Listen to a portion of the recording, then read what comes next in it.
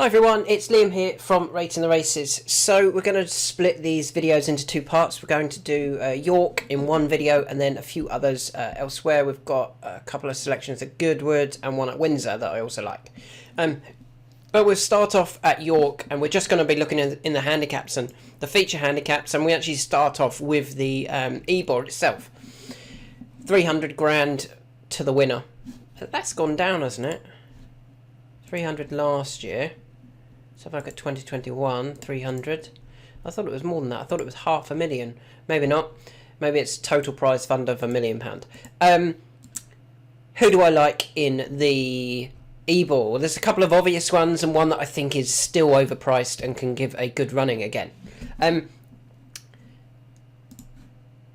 Back here on July the 25th, I highlighted Sweet William plus 7 to 95. That would have probably just scraped him in at the bottom if they hadn't risked it and gone to Goodwood. As it happens, they went to Goodwood. He won. He went up 4. He went up. I think he went up 9 for that. But he carries a £4 penalty. Very, very similar to last year's winner, Trawlerman. Came from the same race. Won it comfortably. I mean, there's no real negatives about Sweet William, to be honest.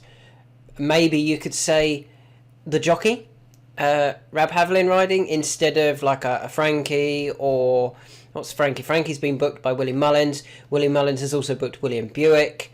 That would be the only negative, really, about Sweet William. However, Rab Havlin has ridden him all 6 of his runs, so you can understand why Rab keeps the ride. And he is... he is the one to beat because of he is well in compared to some of the others who look progressive but have gone up to their marks that they're running off. Such as the second one is this one here. So I highlighted Real Dream for the Ebor back in May earlier of this year. That was after he finished 3rd at York, behind Scampy and Sam Cook. Now, he looked, he got backed into the 3-1 favourite and he looked a bit in quite a lot of trouble quite early on. Really badly outpaced before running on strongly and getting back up for 3rd. I mean, if it had been over a mile and 4, that race, I think he would have almost won it. A mile and 5, he would have definitely won. A mile and 6, he would have, been comfortable. They stepped him up straight away to a mile and 6 at Ascot, and I think they were very keen to make sure he did qualify for this race. He got a high enough mark. Off 92, he wouldn't have got in. He went up to a mark of, off 91 he wouldn't have got in, but he got a win under his belt at Ascot, and he went up £8. £8? Yes, £8 to 98. So I said he went up 1 to 92. He must have got collateral form drop to 90, back down to 91 when he went to Ascot and won. He went up 5 to 6, a comfortable win. Interesting, you can see Falls of Water down here, -1 to 86. I thought he might have wanted a little drop back in trip. He actually went up in trip and he won recently, didn't he? So, Real Dream, he's got everything right for him and is going to run a big race.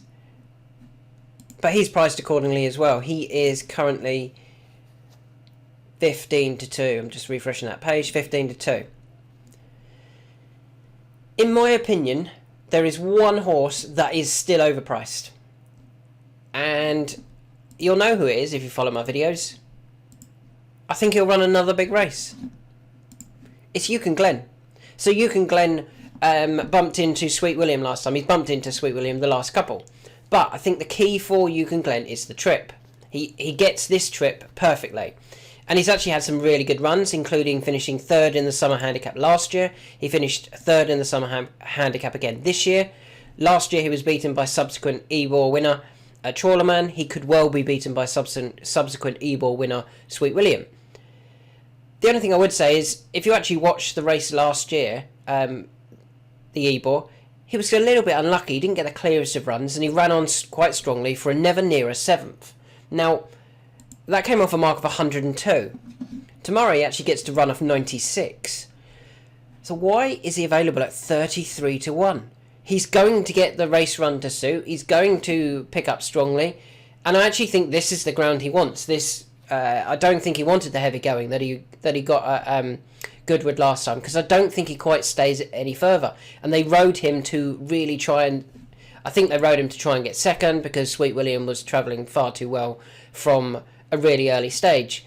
I think if there's if there's like a value bet in the race, I think it's Yukon Glen, because he is better off at the weights with Sweet William. Granted, it's only £4, and he is better off at the weights. Sorry, he's not better off at the weights. And the third horse, the other horse I mentioned, Real Dream, has now gone up in the handicap. So we don't know whether there's like how much more there is to come. Whereas Yukon Glen, I kind of think he's going to run another big race off this mark, and if those handicap rises just slow down some of the others, I think he can run a really big race, to be fair. And at 33 to 1, I think he is definitely overpriced. I think I will back all three of them because I've been highlighting them for the race for ages. Sweet William at 7 to 2, obviously I've highlighted him at much earlier on, and he's now priced accordingly. Real Dream, I think I highlighted him at 25s for this race, said he won't be 25s after the next time he runs. He's not, he's 8s now. And Yukon Glen at 33s, I think that's a good each way bet, to be fair. I don't often do each way bets, but I think he is a good one because I think he will run into a place. And if he can get 5 and 6 places, I think he can do that. He can get 8 places here. What's he at 8 places? 25? Nah. I'd want 28s and 33s. 28s at 6, that's not too bad, I guess. That's probably where I'd be looking for the bets in this race. Sweet William and Real Dream to win, and Yukon Glen as an each way shot. Moving on to the 410, the Skybet Constantine handicap, and again another handicap that is not easy at all. Who do I like in this race? Well, I've currently got 3 that I've highlighted, and I'm going to go for 2 of them, because I've already had 3 in the Ebor. I can't do 3 in every race. I do think these will be the 3 to focus on, and they are Summergand. Summergand finished 4th recently in the... No, he didn't. He finished 2nd, sorry, at Ripon in the Great St Wilfrid. Good run. And you see, I'll still be back in Summergand in the Constantine Handicap, the one he runs in. The Great St Wilfrid, he's finished 2nd. And the Air Gold Cup, which, if it all goes wrong tomorrow, that's where he'll end up, and I'll back him again. And we're still just about getting a price about him. 7 to 1 about Summergand is just about big enough that we can back him a few times. He's going to run well. He won this race last year.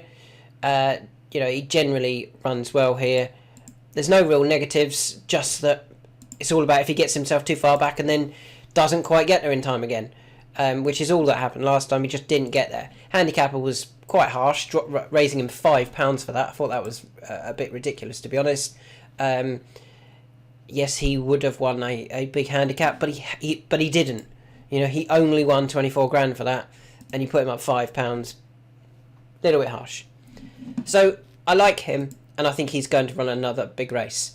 The second one that I do want to have a bet on is Lethal Levi, who is currently available at 11 to 1 and is getting well supported now. So why Lethal Levi? Well, Lethal Levi actually ran over the course and distance 2 runs ago in the Skybet Dash, and he finished 5th, beaten by Aberama Gold, Manila Scouse, the Green Man, Summergand and Lethal Levi. So I'm just going to load up on my other screen the stats about those horses. On the day, Aberama Gold, who is the second favourite, went off rated 88. Tomorrow, that horse runs off a mark of 100. So he's up £12. Manila Scouse ran off a mark of 78, and he would run here off... Whoops, sorry. I don't know why I say Manila Scouse, he's not in it. So ignore Manila Scouse, but he's won his next 2. The Green Man ran off a mark of 95 and will run here off a mark of 95. So he's off the same mark. The next horse, Summergand, ran off a mark of 97 and he runs off 102, so he's +5. And Lethal Levi, who finished 5th, having been sent off the 6 to 1 joint favourite for that race, bearing in mind it looked really strong, he went off the 6 to 1 joint favourite for that race. He ran off a mark of 99, and because he disappointed last time at Newmarket, he actually dropped £3 to 96. So he's running off 96. The Green Man runs off the same mark. Granted, Kaya Fraser actually takes 5 off, so you could say the Green Man is getting is £5 lower. Summergand is £5 higher, and the winner, Aberana Gold, is £12 higher. So for not being beaten far, he's effectively 15. What did I say? £8 better off with Summergand, £15 better off with the winner, and would be better off with the runner-up if he turned up Manila Scouse. You know, it was clearly a run that has worked out very well, and I just wonder whether they stepped him up to 7, almost thinking, I think we might get dropped. They went to a handicap worth £13,500 at Newmarket, having run in the dash at worth 35, and now they're coming back here for a race worth 51. I just wonder whether they think we'll get him dropped a couple more pounds and we can go very, very close in the Constantine handicap. So they are my 2 for the race. I am worried about the Green Man, and the other horse that I am worried about is Mr. Wagyu. So Mr. Wagyu actually ran in this race last year. Last year he ran and beat Lethal Levi. So Lethal Levi was running off a mark of 99, so he's down £3 from last year, but was a 3-year-old. So I'm kind of giving him that I think he might have improved again this season. Mr. Wagyu was running here off a mark of 104 with a £5 claimer. Tomorrow he runs off a mark of 95 without the £5 claimer. So he's £6 lower. I'm kind of hoping that Lethal Levi has improved about £3 to go past Mr. Wagyu, but you can certainly understand and see why Mr. Wagyu could also run well. But I'm going for Summergand at 7s and Lethal Levi at 11s as my 2. I am worried about the Green Man, Mr. Wagyu. Orazio is going to get well supported again. Aberama Gold's done nothing wrong. He won the race here, and then he won the Stewards Cup, but is higher in the weights, and I'm hoping that some of those that weren't too far behind him now can reverse that form off lower marks, or off their same mark whilst he's gone significantly up. So the 2, Summergand, as I said, 7-1. You can actually get 15-2. So 15-2 about Summergand, and Lethal Levi at 11s for the Constantine handicap. Final race I want to talk about at York is the 520. There's a few in here again that we've backed before. Have Secret, the 3-year-old. We've also backed Killybeg's Warrior, who won for us. We've backed Astro King, who nearly won for us at 50-1. We're going for a horse that I've backed before. Garci. Yep, this one here, who's been somewhat disappointing this season. He returned at Newbury in a Group 3, went off the 17-2, third or fourth favourite, I think. Quite a short price. Finished last. He then dropped into a handicap for the Copper Horse handicap at Royal Ascot, over 1.6 miles. Probably didn't stay. Then went to Haydock for the Old Newton Cup, and I thought he was unlucky. But in hindsight, maybe he didn't stay as well, because his run at Ascot really demonstrated that he did not stay. He came there travelling incredibly well. I actually put hugely disappointing for Garci. Came there travelling really well. Looked to have kicked for home at the right time and found very little. They're dropping him back in trip. They're dropping him back to mile and 2. Back to a course that he's won at as well. And we've got to remember, this time last year, he was going on 4-1 for the Ebor. Maybe didn't stay. Returns this year. So he went a 4-1 for the Ebor, rated 103. Returns this year off a mark of 99. And, whoops, I just closed down the tab I wanted. Let me just reopen that. This year turns up at 9-1. So he's more than double the price for probably an easier race off a lower mark than when he went a 4-1 for an Ebor. I don't think he's lost his way.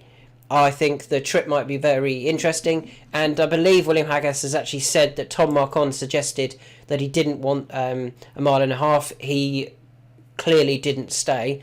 Tom Marcon keeps the ride, so he'll know what to do on him, and I'm hoping that Tom can get him back to his best, and if he can, I think he will take all the beating here. You know, he has won at York. He won the Sky Bet race to the Ebor over a mile and a half. Went off 6-4 that day. He went off 6-4, rated 94. Sorry. He went off 11-8, rated 101. He went off 4-1, rated 103. Why is he 9-1, rated 99? In a race where maybe the trip is not going to find him out this time. So Garci is my selection in the final race at York. So just a quick recap. I like 3 in the Ebor, 2 win bets on the 2 that I highlighted previously. Sweet William comes from the same race as Trawlerman, and Real Dream, who looked like this trip would really suit, and it did when he won at Ascot. And Yukon Glen, I think, is way overpriced, considering I think he's going to run a place.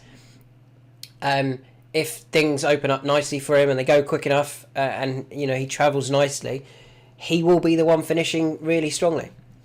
He's available at 33s. 2 in the Constantine Handicap, but I am worried about a couple.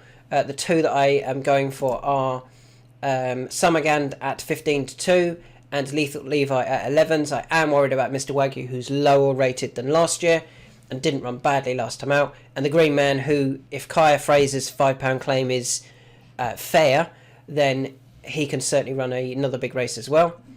And the final race at York is the 1 mile 2 handicap, whereas if that drop back in trip helps, I think he is well ahead of his mark still and well handicapped, and that is Garci, who will be my selection there. So thanks for listening. There will be another video with selections at Goodwood in the 455, the 315 at Goodwood, and the 720 at Windsor. So keep an eye out for that video.